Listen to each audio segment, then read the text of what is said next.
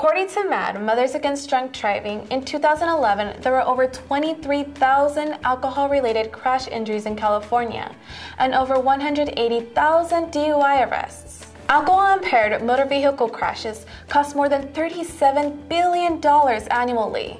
These are some pretty staggering numbers. Whether you were hit by another vehicle or injured as a passenger, you'll need someone to negotiate with insurance companies and pursue all your rights under the law.